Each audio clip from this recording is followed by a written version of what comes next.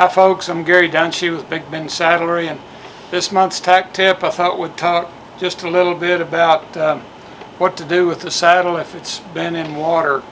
With the recent flooding in Texas this summer, had the opportunity to look at quite a few saddles that have been submerged in water for a while, and that's something we don't normally see. There's usually not enough water in this part of the world to sink a saddle in, but there were quite a few of them went down the Guadalupe River this year, and the majority of them were beyond being saved. Just the fact that they went down the river and there's so much debris and stuff and broken trees and parts missing, and looked like they'd gone through a wearing blender or something.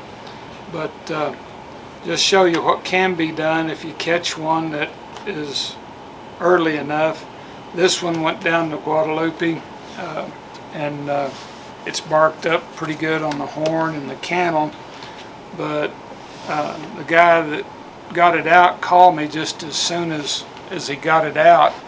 And the thing that you want to do is get them in the shade and cool as fast as you can and go to drying them out.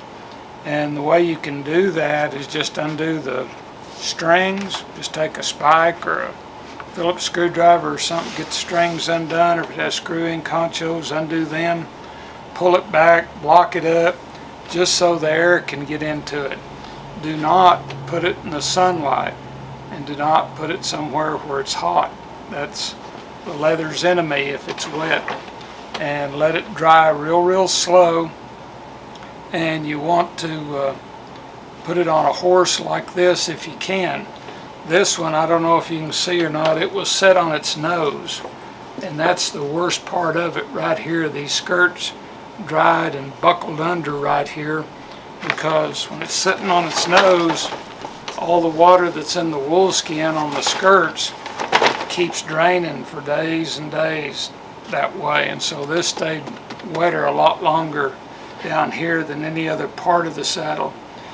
And so once you've got the drying process started and it dries out just a little bit, go to trying to spray it down with liquid saddle soap.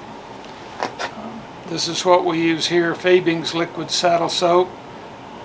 I don't think it much matters which kind you use, saddle soap, but the liquid's the best and the easiest to use.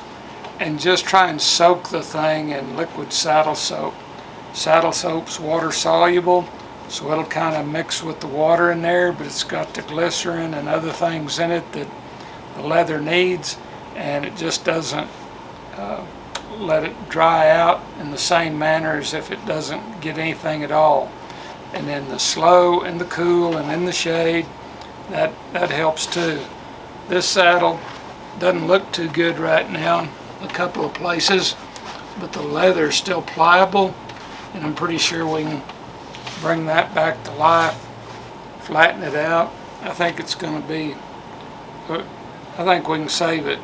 The only thing is you hope that the tree didn't bend, and if they got it soon enough and got it in the shade soon enough, hopefully the tree won't twist or break or do anything like that, but we can check all that out as well. I was down there at some of the camps a couple of weeks ago delivering some of the donated saddles that were sent in, and appreciate everybody doing that. We're still gathering them up.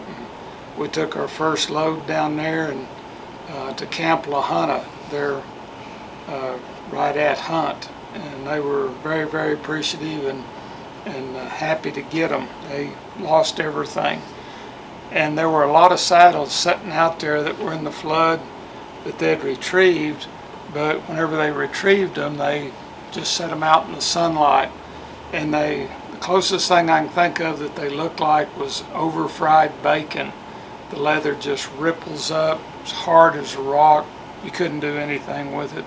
They were really nasty looking, but that's what the sun and heat will do for you after they've been wet that long. But now we'll be able to take this saddle here in the shop and take it down completely and start over again, and we're going to clean it as well as hose it down again with that liquid saddle soap, and then as it dries out this time we'll be able to shape the leather. We're going to put a new lining on it. While we've got the wool skin off, we'll press those skirts out flat, get them looking good again. Check the Dutchman in there, make sure they're alright. Get it all conditioned and put back together, and if the tree's not warped, they'll have a really nice saddle. And if you have any questions about anything like that, well, give us a call and hopefully we'll know an answer or be able to send you somewhere to get one. Thanks for watching.